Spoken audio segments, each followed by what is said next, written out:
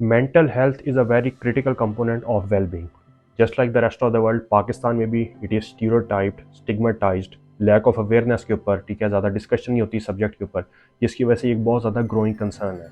Pakistani students, those going at school, college and university level face a lot of academic pressure, societal expectations, parental pressure, जिसकी वजह से क्या होता है कि अगर वो एक्सपेक्टेड रिजल्ट्स जो है वो नहीं अचीव कर पाते, it leads them towards getting disappointed, frustrated, anxious and they suffer from burnout. तो आज की वीडियो में मैं आपके साथ डिस्कस करने जा रहा हूँ कि what is mental health, how can we understand mental health, what are the factors in Pakistani education system that contribute towards the declining health of our students, and how can we rectify the situation, what are the remedial steps which we can take to improve the mental health and well-being of our students, and how can we initiate better discussions and open dialogue forums on this topic so that this topic is no longer considered a taboo, but there are open discussions on this so that the students can find a proper channel where they can outflow their emotions and feelings, and they can discuss without ever feeling the pressure of society stigmatizing them. मैं हूं दानियाल आसिफ और आप देख रहे हैं मेरा YouTube channel Daniyal Asif official.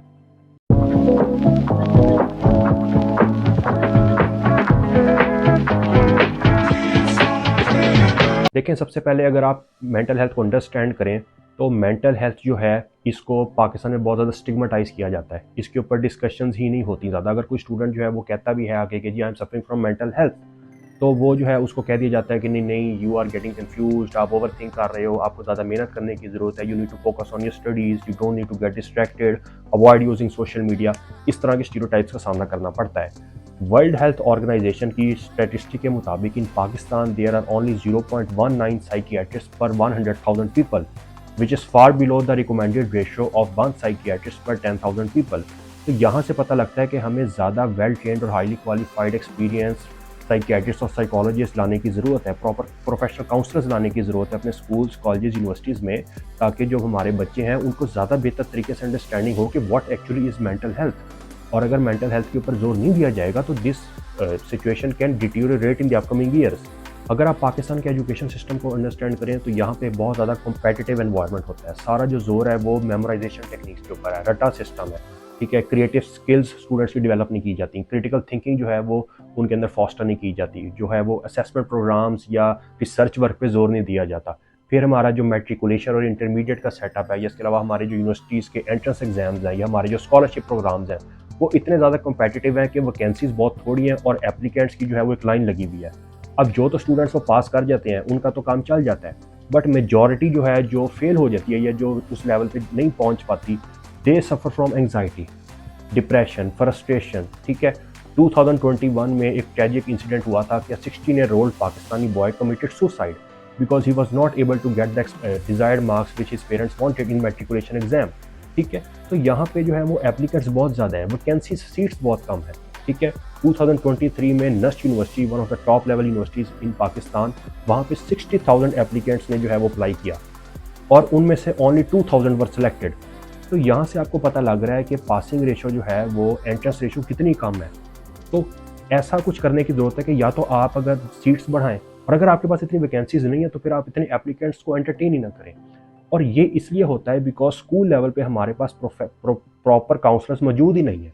जो कि जब बच्चा 5th, 6th, 7th क्लास में है उसको प्रॉपर गाइड कर सकें कि बेटा आपके पास क्या ऑल्टरनेटिव कैरियर पाथ्स हैं. अगर आप डॉक्टर नहीं बनते, अगर आप इंजीनियर नहीं बनते, तो हर कोई जो है वो एक स्पेसिफिक प्लान माइंड में लेके जाता है कि जैसे ही मैंने इंटरमीडिएट ख़त्म करना है, मैंने मेडिकल कॉलेज का MD कैट टेस्ट देना है, और अगर मैं इंजीनियरिंग में इंटरेस्ट रखता हूँ तो मैंने ECAT देना है. वो हो गया तो ठीक है, अगर वो क्लियर ना हो सका तो फिर क्या, कोई ऑल्टरनेटिव पाथ वे है, कोई प्लान भी है? नहीं होता. क्यों? क्योंकि वो काउंसलिंग सर्विस ही नहीं मिली होती स्कूल लेवल पे, किसी ने गाइड ही नहीं किया होता कि बेटा अगर यहाँ पे नहीं आप फिट हो सके तो आप यहाँ पे भी जा सकते हो, ठीक है. कि आपकी कोई असेसमेंट करे स्कूल लेवल पर कहे कि बेटा आपका इस फील्ड में इंटरेस्ट जो है वो बन सकता है, आप इस फील्ड में लॉन्ग टर्म जो है वो सेटल हो सकते हो. आपको ये ऑप्शन भी जो है वो भी अपने कैरियर चॉइस के तौर पर देखनी चाहिए. तो इन चीज़ों पर, इन फैक्टर्स पर जोर देना जो है वो बहुत ज़्यादा ज़रूरी है हमारे एजुकेशन सिस्टम में.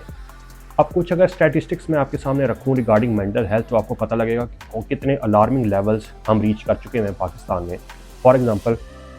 2022 एक स्टडी जो कि पब्लिश हुई थी in Pakistan journal of medical sciences में, वो कहती है कि 34% of students between the age of 15 to 25 mental health की डिटीरियोरेशन के सिम्टम्स जो हैं उनको फेस करते हैं, ठीक है. फिर एक गैलप ने सर्वे करवाया था जिसके मुताबिक कि 41% ऑफ जो स्टूडेंट्स हैं they feel overwhelmed bye parental expectations, कि उनके पेरेंट्स उनसे क्या एक्सपेक्ट कर रहे हैं कि उनका बच्चा जो है वो मेडिकल कॉलेज में एडमिशन लेगा, इन टॉप इंजीनियरिंग यूनिवर्सिटी में, आगा खान में, लम्स में, नस्ट में जाके वो बच्चा उनका वहाँ पे सिलेक्ट होगा। तो ये जो है वो आपको जो आपके सामने जो मैं सर्वे स्टैटिस्टिक्स रख रहा हूँ, यहाँ से आपको पता लगता है कि कितने अलार्मिंग लेवल्स हम रीच कर चुके हैं regarding the mental health of our students. इसके बाद फिर वर्ल्ड हेल्थ ऑर्गेनाइजेशन ये एस्टिमेट करती है कि पाकिस्तान में 1 आउट ऑफ 4 पाकिस्तानी यूथ किसी न किसी मेंटल हेल्थ के स्ट्रेस या इशू को फेस कर रहा है, लेकिन उनमें से ओनली 10% जो है वो या तो को प्रोफेशनल हेल्प सीख करते हैं या फिर किसी काउंसलर या साइकोलॉजिस्ट का दरवाज़ा खटखटाते हैं। तो अगेन ये चीज़ उसी को सपोर्ट करती है, उसी मेरे आर्गूमेंट को बैकअप करती है कि ये जो टॉपिक है it is considered a taboo in our country, it is stereotype, stigmatize, ठीक है, इसके ऊपर बात नहीं की करने दी जाती, ठीक है, इसके ऊपर अवेयरनेस नहीं है, ओपन डिस्कशंस और डायलॉग जो हैं वो इसके ऊपर एंटरटेन नहीं किए जाते, उनका इनिशिएटिव कोई लेने के लिए तैयार नहीं है। अब थोड़ा सा अगर ये भी डिस्कस करें कि मेंटल हेल्थ का इम्पैक्ट क्या आता है, तो कराची की एक लीडिंग यूनिवर्सिटी की रिसर्च के मुताबिक जो 52% स्टूडेंट्स हैं दे reported from suffering burnout during exam session. क्योंकि हमारा जब एग्जाम सीजन चल रहा होता है तो ऊपर नीचे पेपर, ठीक है, फिर अगर आप हमारा CSS का देखें उसमें इसमें क्या है कि एक दिन में 2-2 पेपर हो रहे हैं, यानी इतना ज़्यादा ओवरबर्डन और रिगोरस स्केड्यूल है कि बच्चे जो हैं they are experiencing sleepless nights, वो पेन किलर्स ले रहे हैं, दे आर बीइंग मेडिकेटेड, ठीक है, उनको मेडिसिन लेनी पड़ रही हैं, ठीक है, उनको they are suffering from chronic attacks, उनको हेडेक्स हो रही हैं, ठीक है। तो फिर आज जो मैं आपके साथ ऑलरेडी एक वाक्य वो भी शेयर कर चुका हूँ कि किस तरह 16 ईयर ओल्ड स्टूडेंट जो है उसने सुसाइड अटेम्प्ट कर लिया, तो मतलब सेल्फ हार्म की तरफ बच्चे जा रहे हैं, सुसाइड की तरफ जा रहे हैं, ठीक है, they are reporting signs and symptoms of physical ailments and diseases. So this is a very alarming situation, and if it stays unchecked, this situation will increase and elevate even further in the upcoming years. तो इसलिए हमें जो है वो अभी से होश के नाखून लेने की ज़रूरत है और मेंटल हेल्थ जो है उसके ऊपर काम करने की ज़रूरत है, so that we can give our students a better and a prosperous future instead of resulting in them getting depressed and full of anxiety and getting frustrated in this environment. अच्छा, कुछ मैं आपके साथ डिस्कस करूं कि what are the steps we can take to combat mental health problems. तो सबसे पहले तो ये है कि हमें अपने स्कूल्स, कॉलेजेस और यूनिवर्सिटीज़ में प्रोफेशनल काउंसलर्स और साइकोलॉजिस्ट हायर करने की ज़रूरत है, ताकि किसी भी बच्चे को कोई इशू हो तो वो बगैर किसी स्टीरियोटाइप या स्टिग्मेटाइजेशन की टेंशन के जाके हेल्प सीख कर सके, वो प्रोफेशनल एडवाइस ले सके, वो चीज़ अपने काउंसलर के साथ वो डिस्कस कर सके, ठीक है, उनको एक चैनल मिले अपनी फीलिंग्स और इमोशंस को आउटफ्लो करवाने के लिए। इसके बाद हमें अपने एजुकेशन सिस्टम में रिफॉर्म्स लाने की ज़रूरत है, ठीक है, हमें ओपन बुक एग्जाम्स और असेसमेंट प्रोजेक्ट्स की तरफ और रिसर्च वर्क की तरफ जाना चाहिए, बजाय कि हम सारा जोर जो है वो मेमोराइजेशन पे और रोट लर्निंग टेक्निक्स के ऊपर दें। फिर हमें पीयर सपोर्ट प्रोग्राम स्टार्ट करने की ज़रूरत है। पीयर सपोर्ट प्रोग्राम से मुराद ये है कि स्टूडेंट्स जो हैं वो अपने कॉलीग्स, अपने क्लास फेलोज़ के साथ भी ओपनली इन चीज़ों पे, टॉपिक्स पे डिस्कशन कर सकें,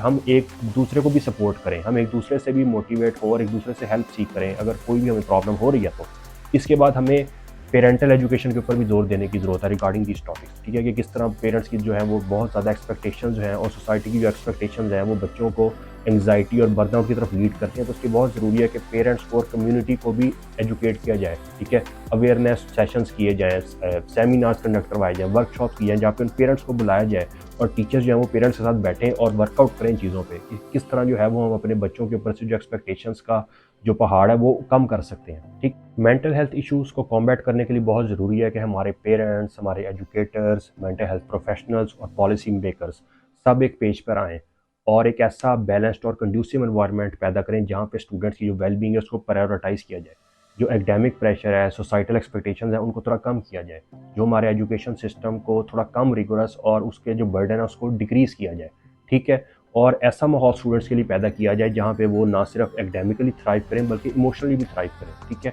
ओपन डिस्कशंस हो, प्लेटफॉर्म्स खुले हों, ठीक है, प्रॉपर ट्रेंड प्रोफेशनल काउंसलर्स और साइकोलॉजिस्ट अवेलेबल हों हर एजुकेशन इंस्टीट्यूट में, ताकि कोई भी जो है वो उस टॉपिक पे बात करना टैबू ना समझे, बल्कि अगर कोई इशू ये फेस कर भी रहा है तो उसको हो कि हाँ जो है मैं ओपनली इस चीज़ को डिस्कस कर सकता हूँ, ठीक है, मैं अपने पीएस के साथ, अपने काउंसलर्स के साथ इस चीज़ को ओपनली जो है वो उनके सामने अपना प्रॉब्लम रख सकता हूँ, मेरा जो है वो प्रॉब्लम हल किया जाएगा, मुझे रेमेडियल रेक्टिफाइंग स्टेप्स जो हैं वो बताए जाएंगे। तो ये जो है वो एक ऐसा बैलेंस्ड एजुकेशन सिस्टम हमारी कंट्री में पैदा करना बहुत ज़रूरी है, it is the need of the hour. और अगर हम ये सब कुछ करेंगे तो हम अपने आने वाली जनरेशन का जो है वो फ्यूचर सिक्योर कर पाएंगे। कमेंट सेक्शन में बताइएगा आपको आज की वीडियो कैसी लगी और मेंटल हेल्थ के इशू को लेके आप भी अपना फीडबैक मुझे दीगा। आप सबसे मुलाकात होगी इंशाल्लाह अगली वीडियो में। तब तक के लिए अपना ख्याल रखें, दुआओं में याद रखें। Stay safe, stay happy, stay blessed. अल्लाह हाफिज़।